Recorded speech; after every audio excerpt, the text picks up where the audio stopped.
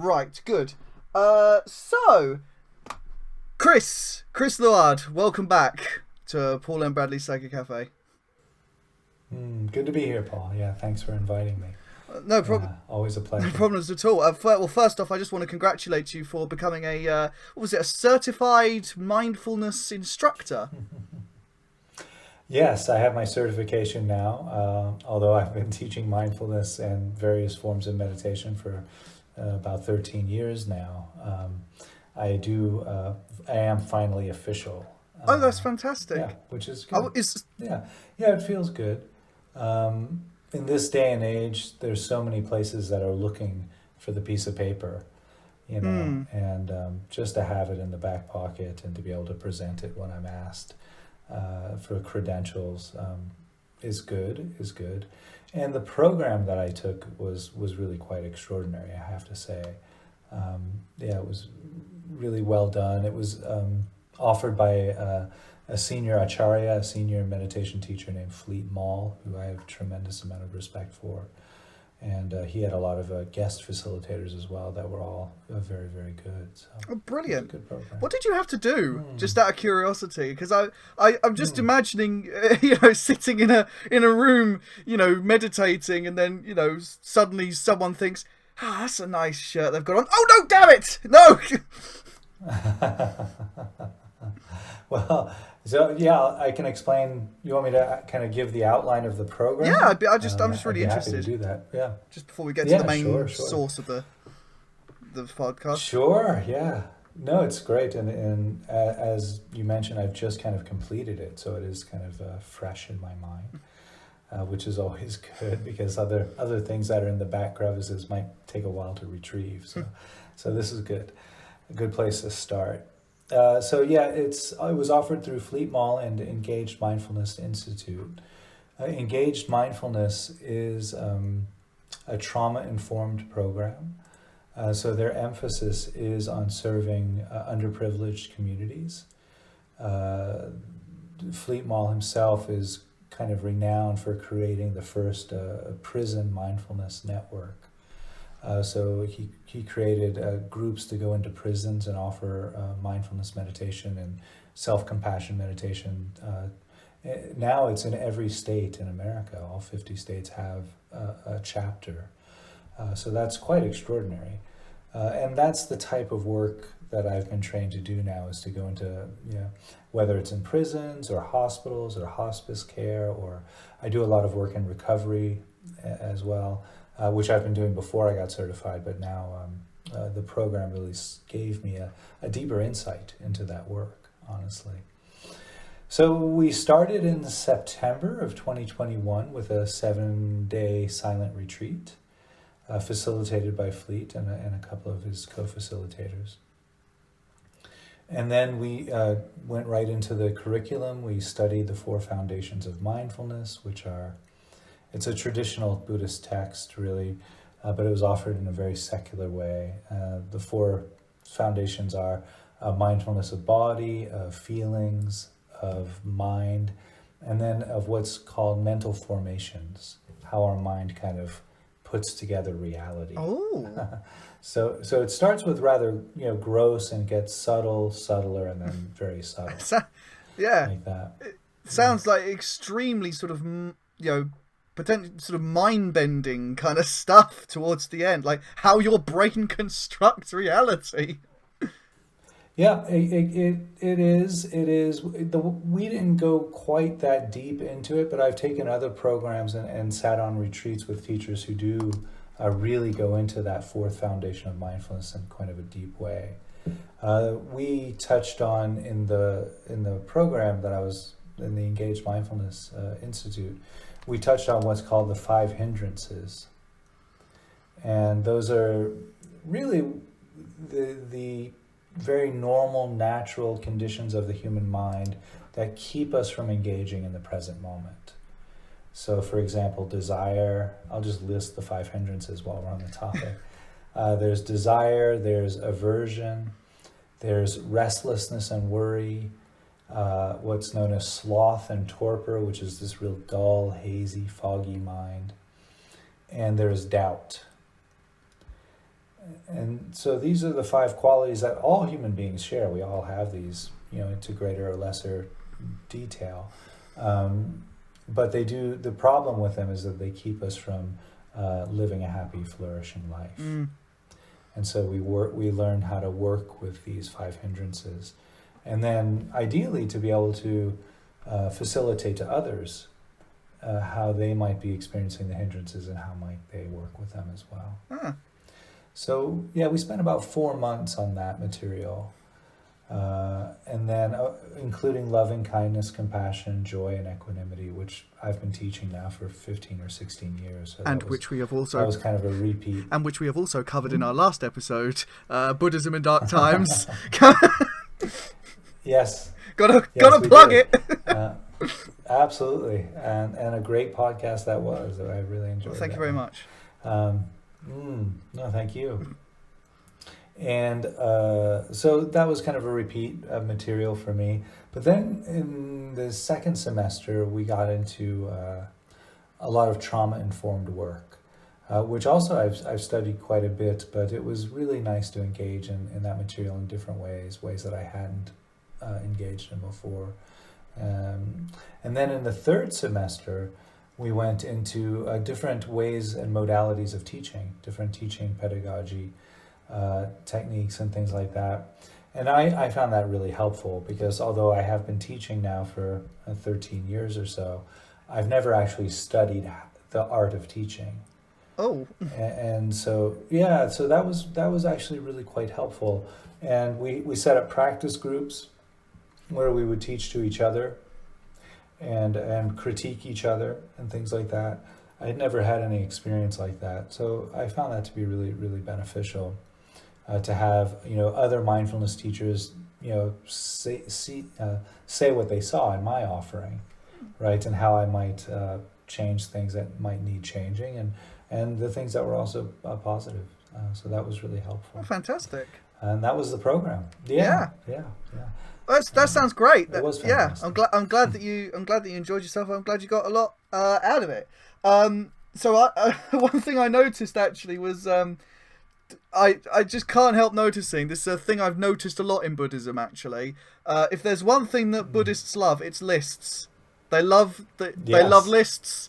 They love the 5 hindrances and actually it's kind of strange that this is brought up because I originally wanted to call you to do a podcast about the Eightfold Path because you mentioned it in the last podcast and I thought there's something else to get into. But I decided to change. Well, number one, I looked into it and I think we'd need 8 episodes to go into it. But at least you spend it's a lot of lists and a lot of time spent on each bit of that list. It's a full-time job, Buddhism. Yes, that's true. But what made me want to change to the topic that we're doing today, which is the concepts of the self in Buddhism, was a very strange experience I had while meditating. So I'd had a few sort of strange sort of experiences during earlier meditations, but this one was really quite powerful. I was in the garden because it was a lovely day. I just decided to just do it outside because when the weather's nice, happens so rarely in Britain. So I was meditating and this strange anxiety began to overtake me, and I was like, "There's something wrong. I'm not. Oh my God, I'm not me." There's like a sort of I'm not. And it was sort of building, and I'd had panic attacks relating to this kind of identity issues before. I'm thankfully over that now, but it was a very and it'd been building up. I was like, but it's like I'm not anything. And then for the first time, this is a very rare thing to happen to me. There was absolutely nothing going on in my head for about 5 minutes, which is probably the longest period of absolutely no thought I've had. There's a song going through my head right now, which just kind of shows how busy it usually is up there. But for a while, I just had this sort of strange experience where I was like, oh, right, there's some trees, and there's some birds, and there's a body in the middle of it, and this is just where the camera happens to be put. This is just where the perspective seems to be. I could just as easily be the tree. I could just as easily be the bird. And I got this very strange sense. It was I must say, it wasn't the most pleasant experience. It was I had vertigo in a way. And after a while, I thought, I sort of said to myself, I sort of asked the powers that be, I was like, can I come back down now? And so I went back down, and it took me a good couple of minutes to be like, oh God, who am I? Right, okay, yes, I'm Paul, and it was such a strange, and I came back with a lot of insights about personal issues which I'd needed addressed, but the experience of just feeling completely sort of blank really shook me, and I was just, when I do have these sorts of experiences, my very first thought is, I've got to do a podcast with Chris about this. So I was wondering if you would mind explaining sort of some of the Buddhist concepts of the self and no self. I can try. It is a very complex topic. And to explain it doesn't do it service, actually, because one really has to have the experience to understand it. And I'm sure the way you explained your experience might be as close as words can bring you to it, but probably pales in comparison to the actual being there moment. It was so bizarre, because I'm as I say, I'm a writer and an actor, so I have a very strong sense of self. I have a very I have a not a brand, that makes it sound a little bit sort of gross, but it's a very I have a very clear, defined sort of feeling of me, and so that breaking down for just a moment was quite unsettling, but not necessarily bad. Yeah. Well, that's just it, and I think because it happened on accident, and it sounds like it was one of the first, or at least the first, perhaps real deep connection with that experience of not self, and it can be jarring. Absolutely, it can be like, whoa, what was that? In my book Such Sweet Thunder, I talk about that experience, and how for me one of the first openings into non-self, it literally felt like the ground was shaking underneath me. Whoa. And then like everything fell out from under, and I was just in free fall. And then the thing is that you just keep falling, and you realize that there's no ground. So the only reason the fear is there is because you're afraid that you're going to hit the ground and it's going to hurt, right? But if you're in free fall without a ground underneath you, there's nothing to be afraid of. And so after some actual intentional meditations on non-self, I was able to kind of get control of that and to really feel into that and to allow. It is, I think, there's some intention of going into a meditation like that, and then there's a real sense of surrender. To open into it is really very helpful. And you mentioned acting and artists. It's funny because there's a real clear pointer to the experience of not self through Jonathan Keats, the poet. Oh. When he was talking about, he wrote about William Shakespeare, actually in a letter to his brother. He said, William Shakespeare is the least egotist that is humanly possible.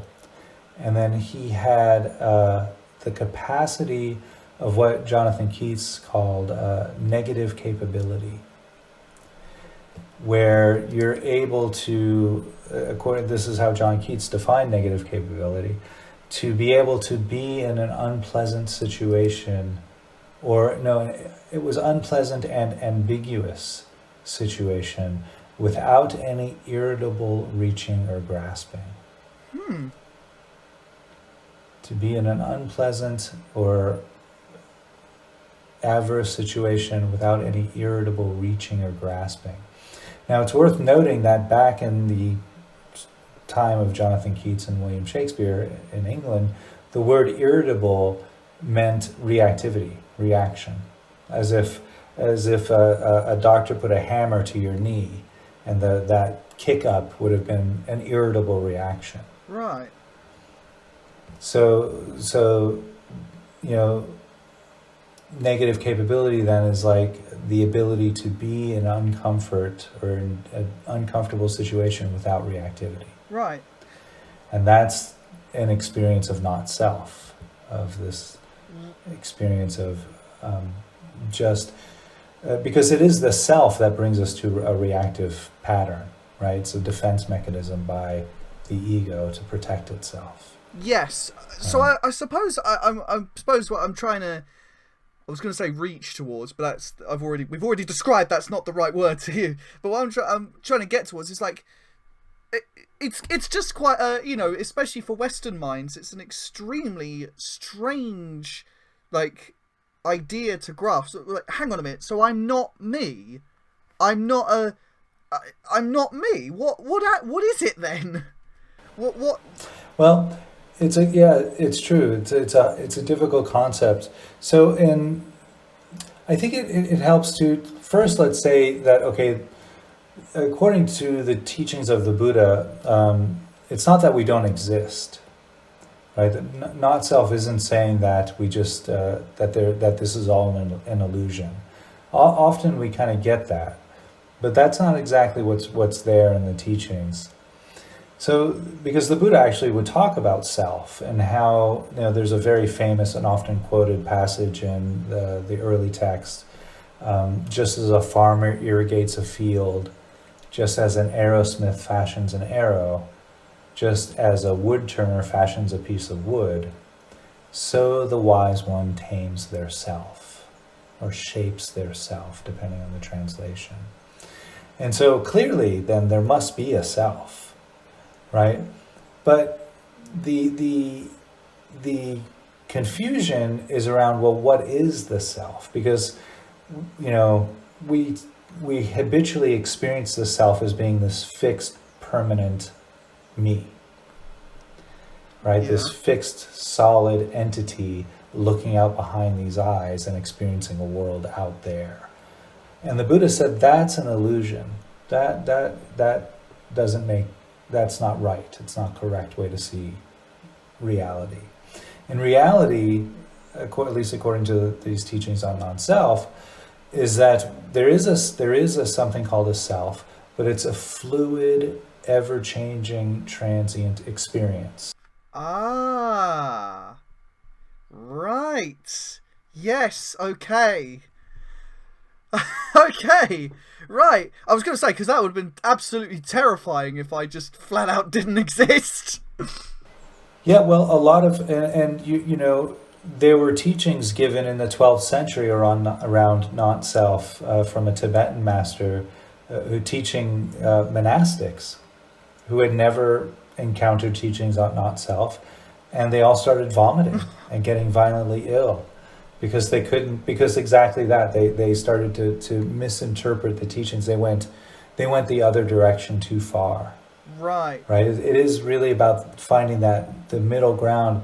It's not that we exist as a permanent, solid, fixed entity. It's not that we don't exist at all. It's somewhere in between there. So there's this middle territory in between it is and it is not. If I might try sort of translate that, it's like, if we were all, I suppose that makes sense, because if we were all sort of solid, fixed things, I mean, we would still be babies. We would still be thinking exactly like even in the way that we'd be single cell amoebas. Yeah. Oh my God. Yeah. We wouldn't even exist. How far back do you want to go? You're telling me that I'm not a single-celled amoeba? You're telling me that I can't just lay out there and photosynthesize with the rest of my kind and split another self off the side? Come on, Chris. Right. Well, see, even that is impermanence. It's change. It's fluid. It's shifting, and that's the teachings. Here's where the teachings on no self or not self and impermanence connect. Right. Because if impermanence, if everything really is ever changing and fluid and in a state of flux, then it goes to follow that this experience of me, of I, is also a part of that ever changing field. I see, I see. And so, yeah, and I suppose it reminds me in a way of what Albert Einstein was saying when he was talking about time as a fourth dimension.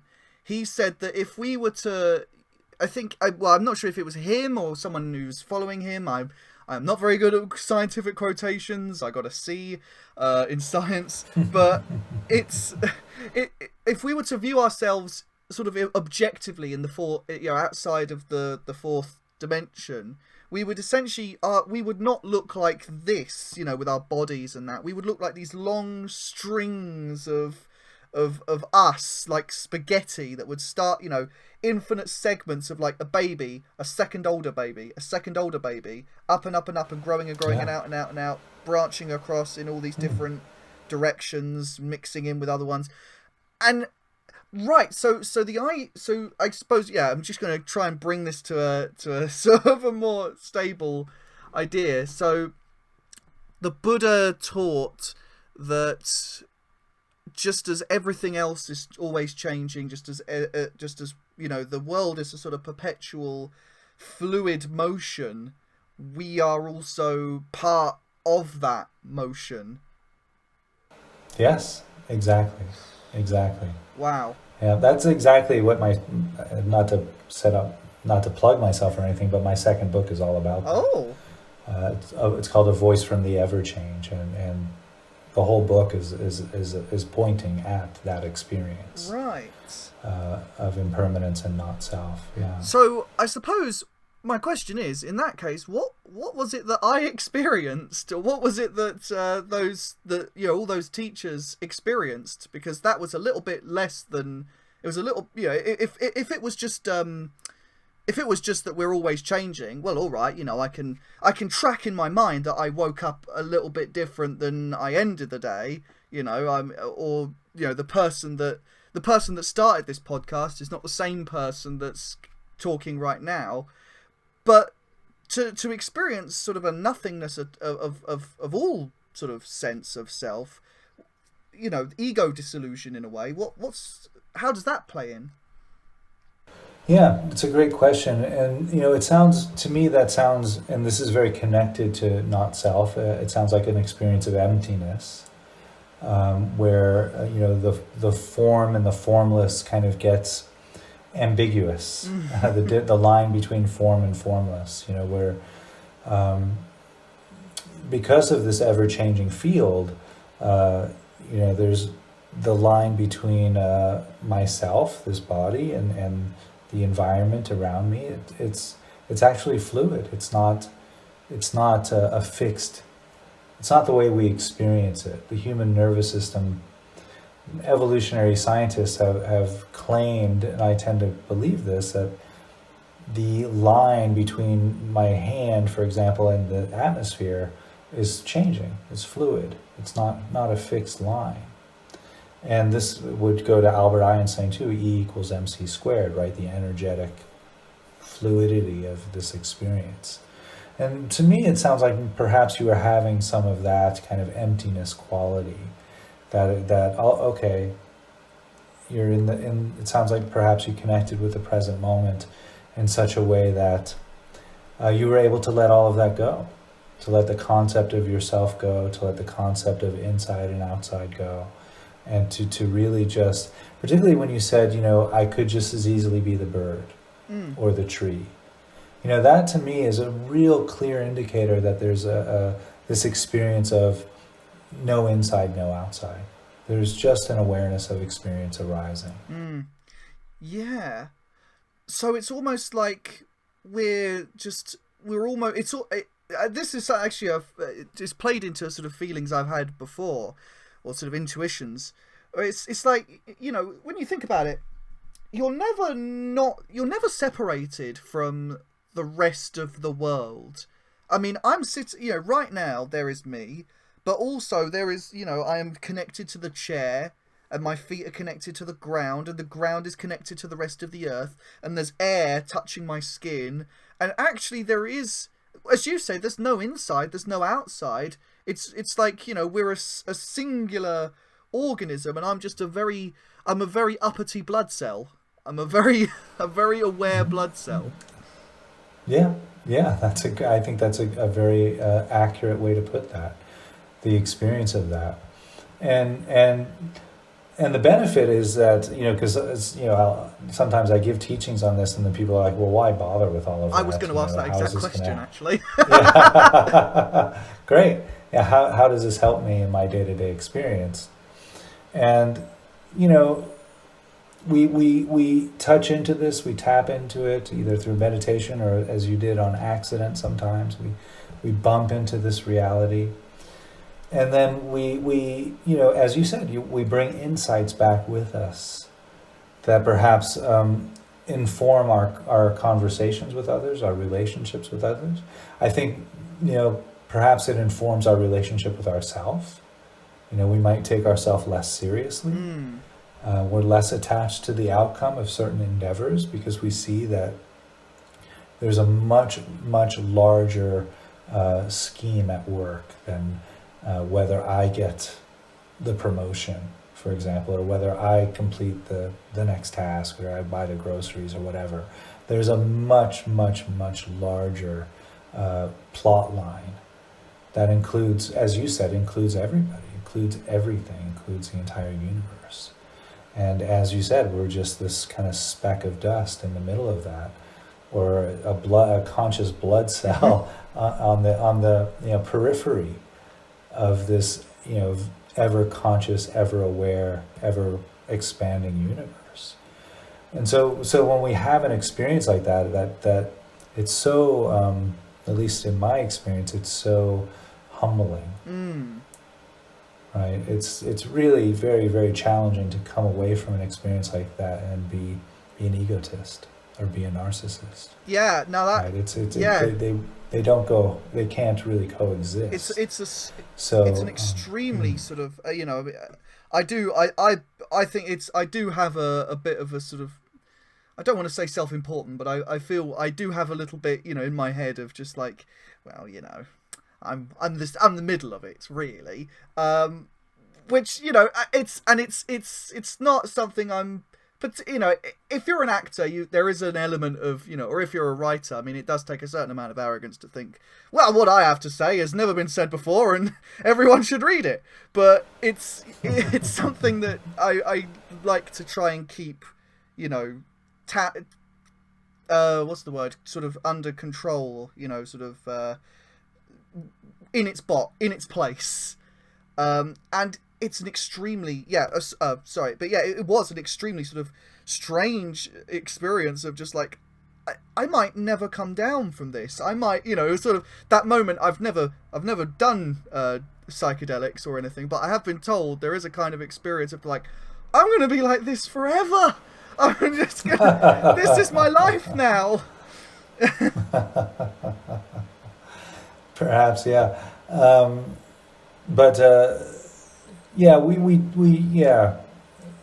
And as I was saying before, when we get some dexterity or control over moving into states like that, that fear tends to dissipate quite naturally. And, you know, to come back to your point about, you know, it's beautiful to create things, and, you know, to create art, to create literature, whatever it is that we're endeavoring to create. I think that's a very natural and wholesome aspect of the human experience. Humans were born to create things. I mean, look at the world we live in. It's you know, it's full of human creation. Yeah. And I don't think there's anything wrong with that per se, you know, that drive to create. You know, in a sense, we're wired to feel that we are the center of the universe because we had to be wired that way in order to get our genes into the next generation.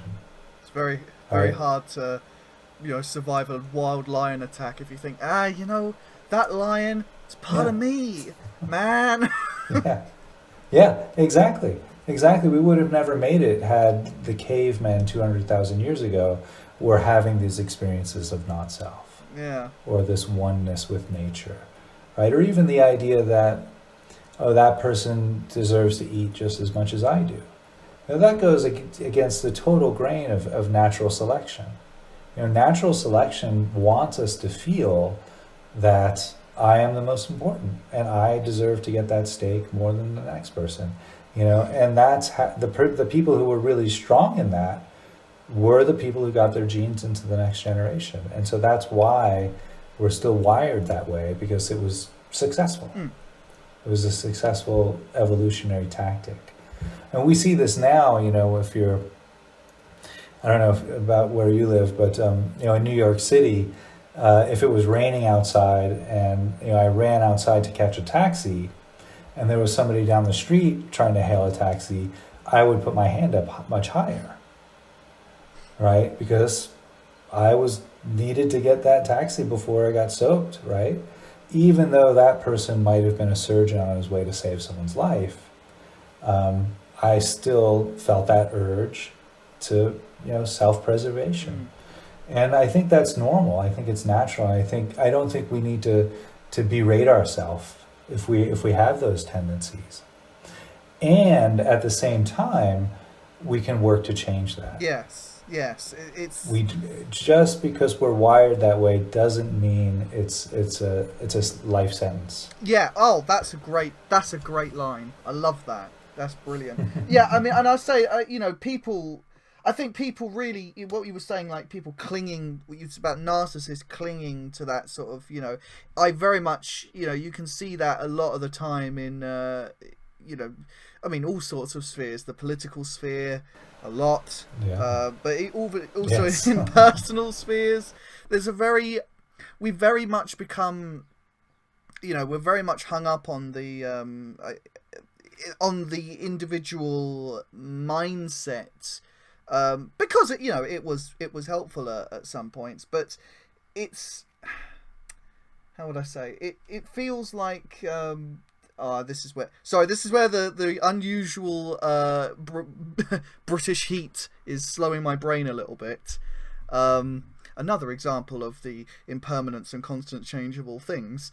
But yeah, it does. Do you know what? It just feels like that. It's one of the teachings of the Buddha that that are very.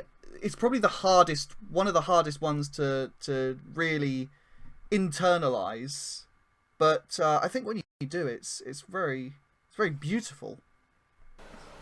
Yeah, the teachings of impermanence and non-self are, very beautiful, as you said, perfectly put, and.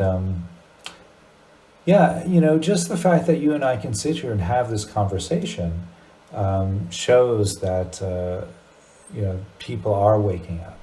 Yeah. Not just you and I, but I think obviously not just you and I, but there is this mass movement of, oh wait, there's another way. Yeah. We don't have to be self-absorbed. Yeah, and I think you can find it. Now, this is one thing I've often sort of thought about. Because it feels to me that, the natural world has more or less got this in the bag, Because I was going through a walk, I was doing my meditation outdoors actually again today in the local park. And I was walking around and I was seeing sort of the dragonflies doing their little dancing. I was seeing the birds swooping by, and I just thought, none of these guys are hung up on, whether they're going to get the promotion, whether they're going to, or even if they're going to eat the berries, it felt like I got the sense with some of the other birds, obviously they would very much like the berries and they don't want, other birds getting near their berries, but at the end of the day, they're not caught up in it in the same way that we are. And I suppose it made me think that, another part of sort of human identity building is we sort of stick these. We've got like our natural sense of I. We've got our natural sort of. I'm going to say our sort of divine spark, the thing that makes us us. For me, it's the thing that makes me want to create and perform. For you, it's the thing that makes you want to teach meditation and help people. And we got that, But then we've got all this other stuff that we've bolted on top of it, and actually, this is right. Okay, I could have structured this better, but again, hot brain. But it actually, when I came down from my non-self experience, with my emptiness experience, I had a revelation that basically a lot of my personal quirks and neuroses were kind of built on stuff that happened to me in school. Bad experiences I'd had in school, and it feels like we've got our divine, perfect sort of, our self, and then all the stuff we rivet and bolt onto it, which we mix up with the thing itself. Absolutely. Yes, absolutely right.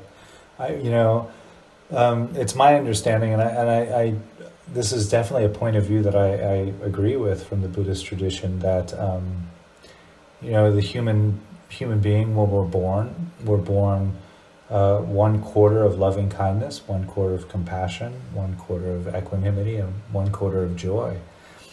And it's challenging to recognize that, because yes, as soon as we start to move about our life, we get bumps and bruises, and whatever it is, we start to encounter life, and we're in such a pure kind of state, and we internalize those bumps and bruises. Mm-hmm. And because the human being is wired in such a way that we learn very quickly from negative experiences, from painful experiences. We learn much faster from painful experiences than we do from positive experiences. And so we start to internalize, I can't do that, won't do that, can't look at that person that way, can't smile when that person's around. Whatever it is, we start to build these natural defenses, which is totally intelligent. It's how the human being survives. And again, at the same time, it's not determinative. As soon as we start to have insights like that, that's a real entry point into letting go of all of that. Yeah. And I tell you that when you were talking about emptiness, because I think it's a linguistic problem, perhaps, with the way that this stuff's been translated into the West. Because especially I've been reading some Taoist works lately, which I think, I love Taoism. It's really, I feel it internally. No offense. But I found that, there's, when they talk about emptiness, there's a kind of, to a Western ear, again, one particularly hung up on these sort of constructions of the self, it sounds a little bit like, oh no, I've just torn out everything and I'm a, zombified container of absolutely nothing.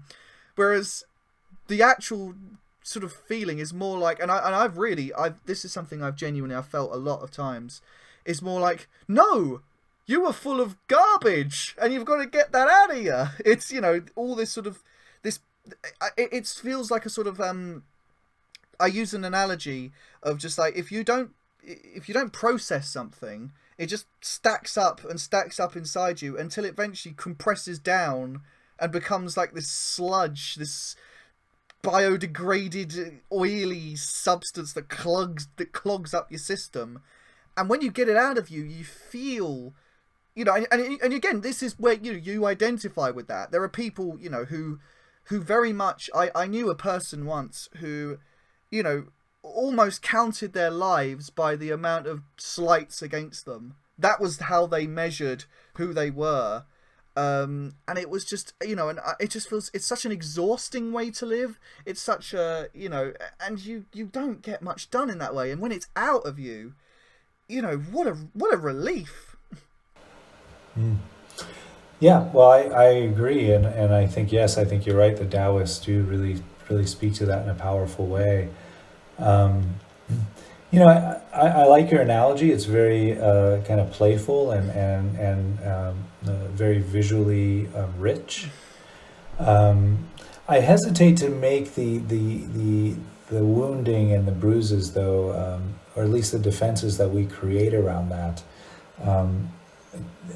I wouldn't make them sound like they're bad. Oh, really? Yeah. Actually, they're extremely intelligent.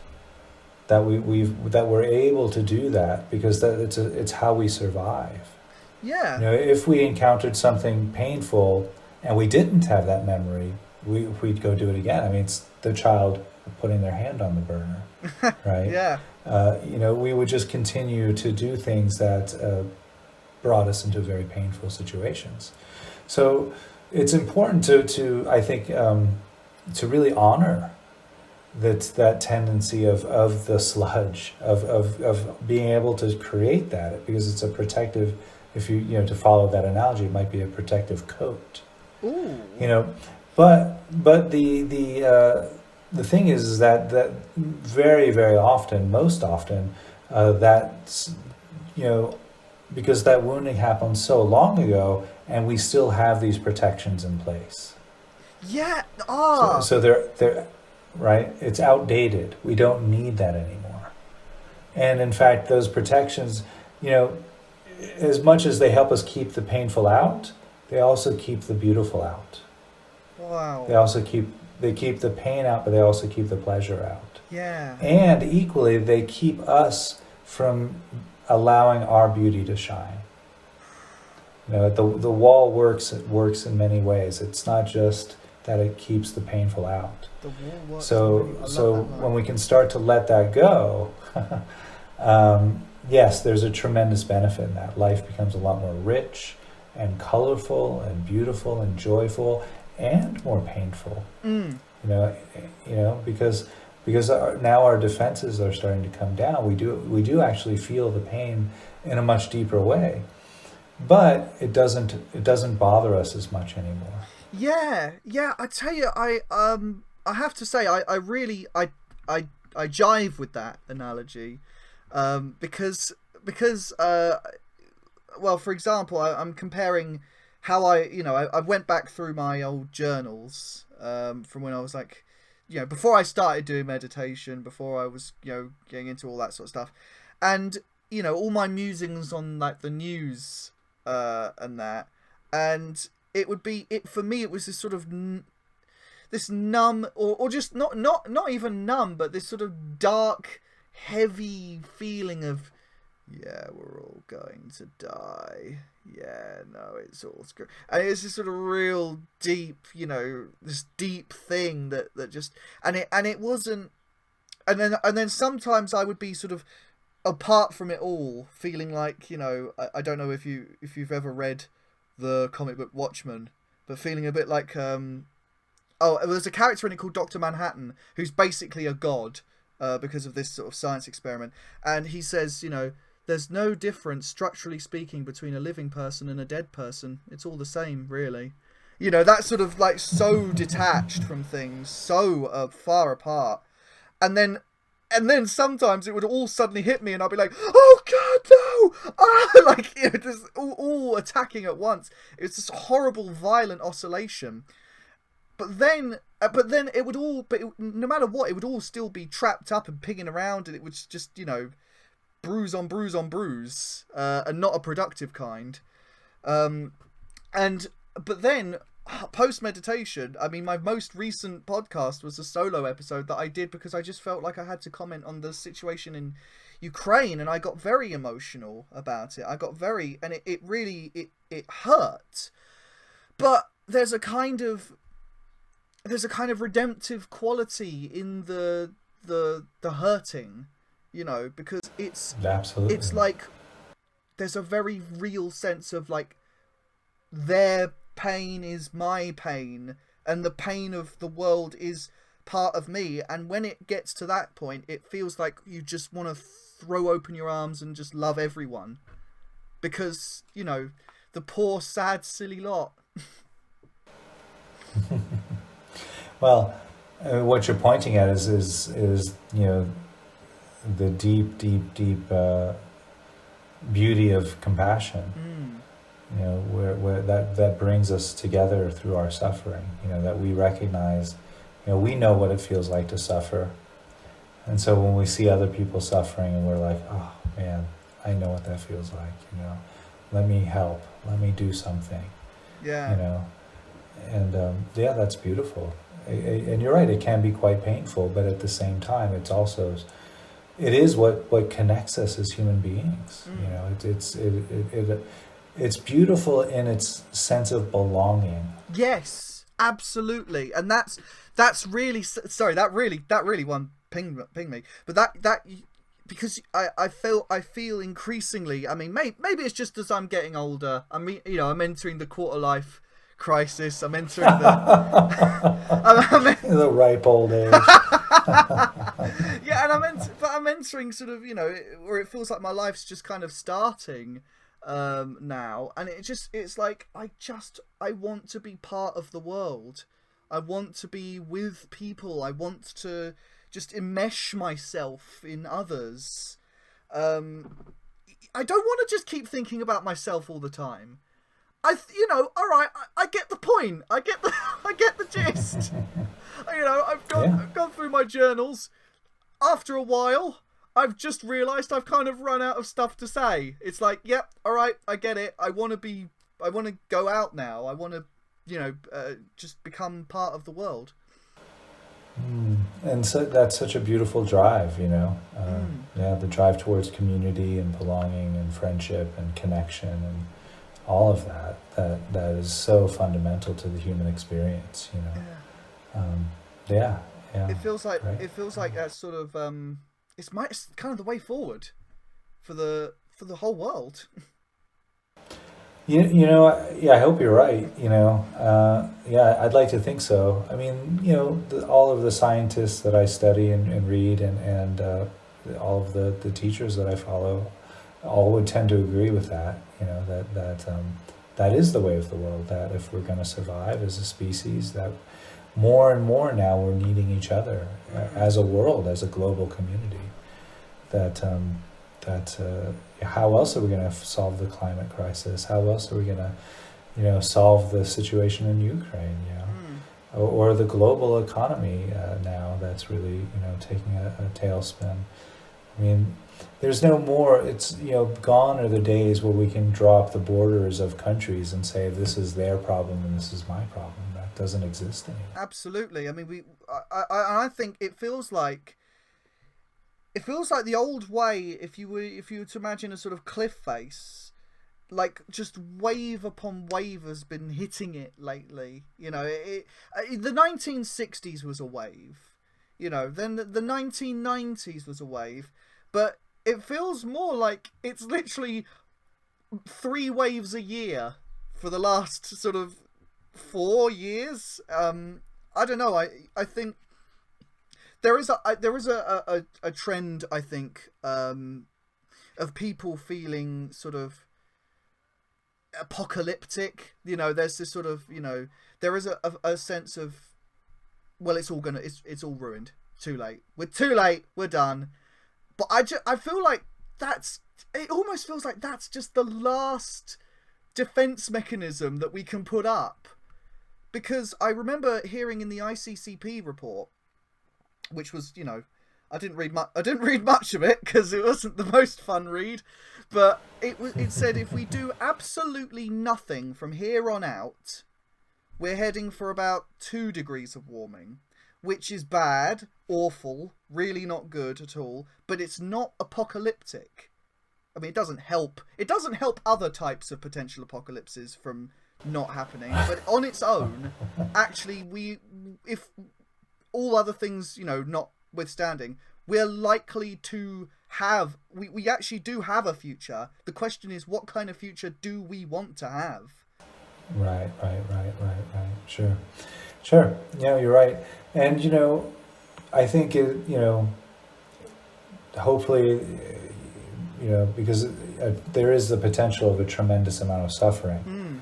So how much suffering do we have to encounter before we do come together as a species? Yeah. You know, before we all feel this drive of compassion, you know, and surrender our self-cherishing. Yeah. Right. I know. Sorry, I know. I remember listening to Conor Habib. He's a sort of Christian occultist. He was saying we are going to get it right, but it's either we get it right by 2033, or we have 1,000 years of suffering and then get it right. Which would you rather have? Right, right. Yeah. Yeah, and hopefully it's not that black or white. I tend to think it's not, but I'm not a scientist. I haven't done the research on that. And I think one of the reasons why these teachings of not self and impermanence are so important is because as you experienced, your kind of trip into not self there, feels like dying. Yeah. It has this very, very fearful, there's a lot of fear there, and it's like, what is this, And I think that experience of letting go of ourself, who we think we are, feels like a death for many people. But it's that death that's, required to circumvent the actual death. Yeah. Right? So we're afraid of the death of the ego, and because the death of the ego is so scary for us that we're heading straight into doom. Yeah. To real death. Yeah. And if you're, I'm kind of grazing the surface on this now, but for a deeper dive into that concept, I could really recommend Ken Wilber's book Up from Eden, where he really pulls that apart in a very, very deep and profound way. How the fear of the death of the ego has created everything that we see in front of us, for better or for worse. Yeah. And it could go in a very dark way if we don't embrace that fear of the death of the ego and really move into that. I tell you what, I always tend to lean on the more hopeful side of things, because I've tried the other sort. I've tried leaning on the very doom-laden side of things. It's not a good way to live. I don't recommend it. It's not that much fun. Not good. It's not good fun. You don't get anything done. But I found that, the more I kept thinking about it, and especially I think I talked about it with you the very first time we met on the cruise ship. It feels to me that sort of history has just been a series of, I've talked about this a lot on my podcast before, it's a long string of sort of chain reactions, just going through the whole of human history, and these sort of negative cycles, negative domino chains. So, you go back to the beginning of time, and when we were sort of, terrified apes, sort of sitting, waiting for the tigers to rip us to shreds. And, probably one of us was trying to get out and, well, no, I can beat it. And then the other one, the parent perhaps, so terrified, or, of just killing everyone, just went, no, shut up! And that one, and then that slap has just been reverberating across history, and it's been, it's gotten more sophisticated, it's gotten bigger over time. So, now, the slap of a hand has become, the detonation of an atom bomb, in the 1950s. But, on the other hand, I know just from my own experience and that of my family history that, those chains have been breaking over time.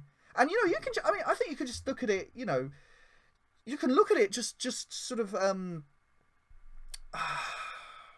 just in recent history, I think of, just one topic, for instance, trans liberation. Go back 5 years, who was, people were talking about it, obviously, but it hadn't permeated into the mainstream. And I see people, these chain reactions, both good and bad, seem to be funneling into a sort of an infinitely smaller and smaller point where these are no longer unconnected problems. The human rights issue is the environmental issue, is the workers' rights issue, is it just feels like it's boiling down to a singular question.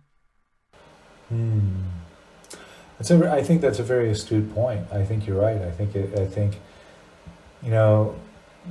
we tend to get perhaps caught up in the details, and we forget that I'm going to sound like a total hippie, but we lose track of love, we lose track of joy and compassion, and we get hung up in, whose love, right? Or why are they joyful and not me, right? Or they deserve to be suffering, more than I do, or what good is it going to do if I'm compassionate to them because I don't know them? We get caught up in this self-serving story rather than finding our place in the whole. And I think that is the question that needs addressing. How do we find our place in the whole?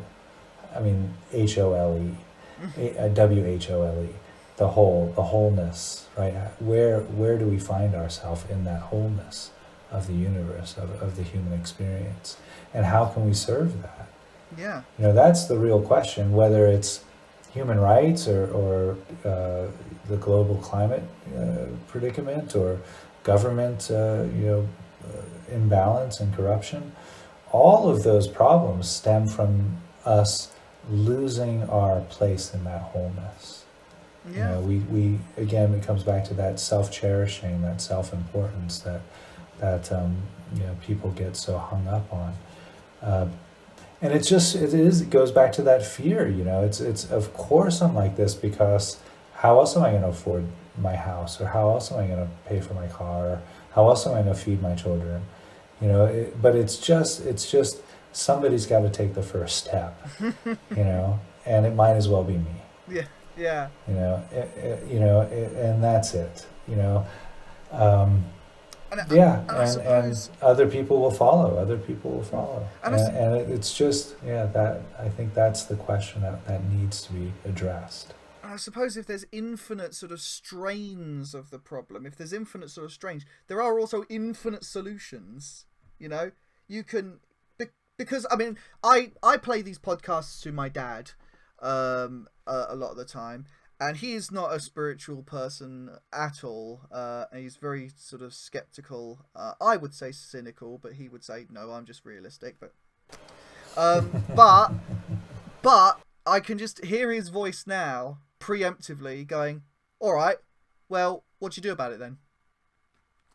And for me, it's just, you yourself know when you embrace that, if you really step into that space, then the answer becomes very apparent, and it need not be, I don't think anyone's going to say, right, well, what we'll do is all of us will meet in Times Square at 6 o'clock and demand global peace, although that would be kind of amazing. But that's probably not, I think it. Yeah, you're right. It's got to be one step at a time, and I think it starts with random acts of kindness, compliment, holding the door open for someone, smiling at someone, showing someone the beauty of a sunset or a flower, buying someone a cup of coffee if you can afford it. It's the small things. Because that can again, that can start a chain reaction all its own. Yeah, the butterfly effect. Yeah. But it just, I think that's where it starts. And because that you can't vote against that. It's not going to get put up in the government as on a vote. There's no bureaucracy around it, and so we take the power away from the people who don't want change, right? And we bring it back to the people and do what we can do. Yeah. Sing songs of hope, sing songs of peace, and I feel all of that, Yeah, I feel that very strong because personally for me, it looks like, doing all that stuff as well, because I think you can, I think everyone's here for a specific point. The universe has not wasted any atoms. It's not going to waste atoms on someone who's going to die, and then it's like, well, I don't know what that one was all about. He was just sort of didn't do anything. But that there are no appendix of people. Every bit is vital. And so it could be that your purpose here is literally just to be a good friend for someone. Your purpose here is to raise a healthy family that's not built on coercion or abuse. Like, just to break a cycle of abuse. That is work in and of itself. It could be to vote. It could be to run for political office. It could be, in my case, I feel like increasingly I want to make art. I want to write books. I want to, do all that stuff, because that's just what I was born doing that. I never was not doing that. So it feels sort of so natural to be going along that way. And in the media sphere, all our stories are sort of, I feel nowadays all our stories are, I might be going off on a tangent here, but it feels like all our stories are sort of deconstructions or critiques of, this thing's wrong with society and this thing's wrong with society and this thing. And yeah, good. I mean, that should definitely, we should have more of that. But also, I feel like I want things that, show people not just what's wrong with life, but how to embrace life and how to end these kinds of things. Mm-hmm. How to end those pains. One of my principal teachings that I offer in all of the courses that I offer is a teaching on transforming despair into kindness. And it's very simple. If you ever, watching the news, or you're out, wandering, or you're out at the grocery store, wherever you are about your day. I usually do this watching the news, and I think that makes a really good practice, because the news often brings up despair, I think, for many people, myself included. And then whenever I notice the energy of despair coming, I turn around and do something kind. Wow. Because kindness and despair can't coexist. and it literally takes the energy of despair and transforms it into something positive. And because I think that's a real powerful practice that can really transform the world. Yeah, because you can't say there's nothing we can do when you've literally just done something.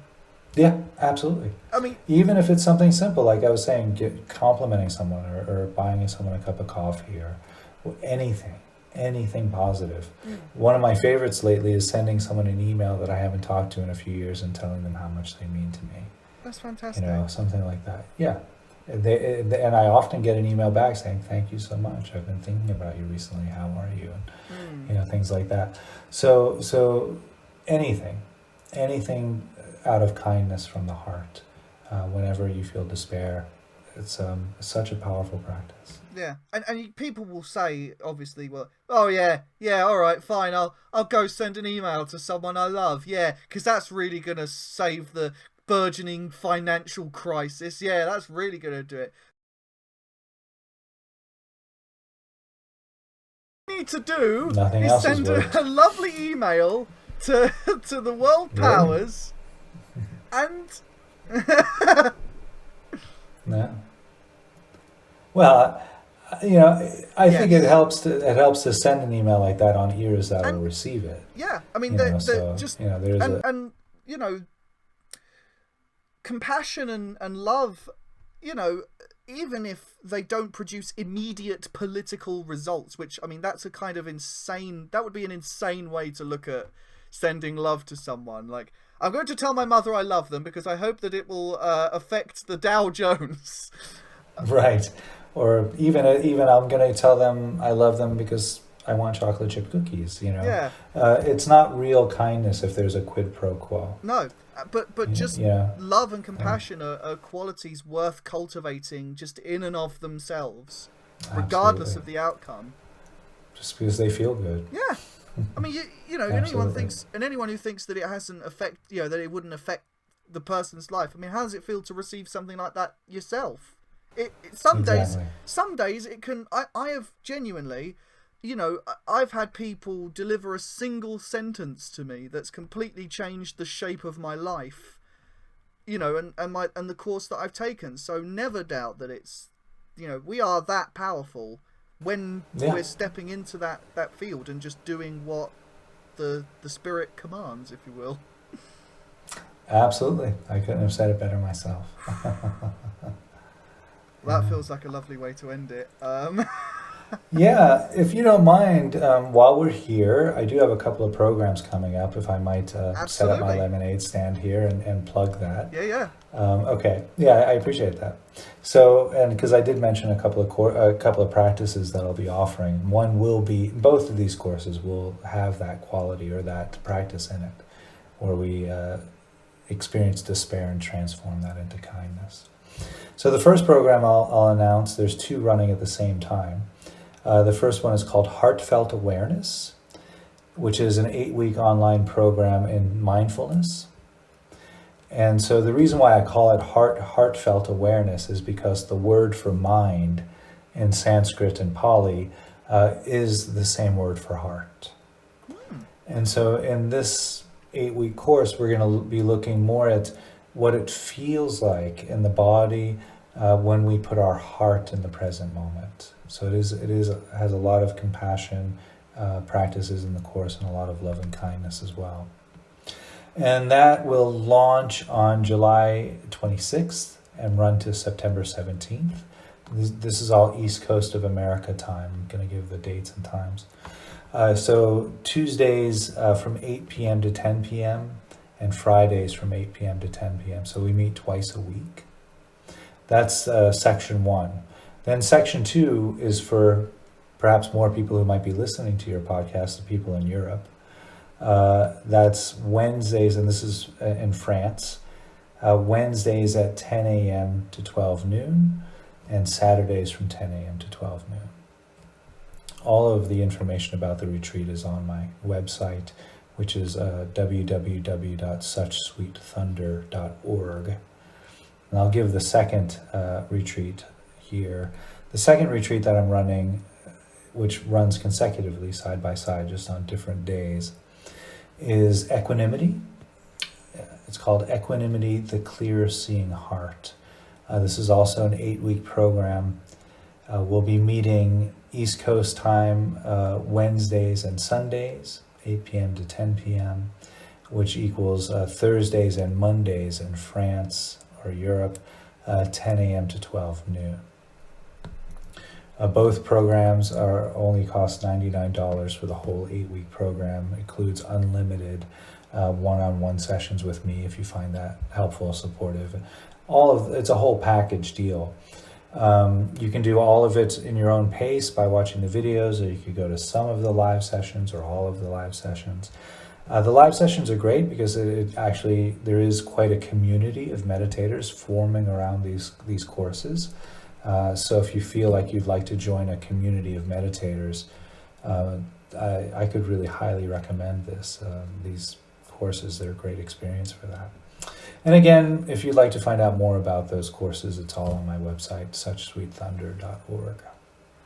Thanks, Paul, for allowing me to announce those. No worries at all. And I'd like to just remind the viewers that it is .org, not .com. It's a very distinct line, because otherwise you get taken to an entirely unrelated site. So That's right. So yeah. Thank you, Chris, once more for appearing. I did not expect the podcast to be going in that direction, but I'm very glad that it did. What a way! Covered a lot of ground. Yeah, what a way to finish. Yeah. Great stuff. Well, thank you very much. Bye.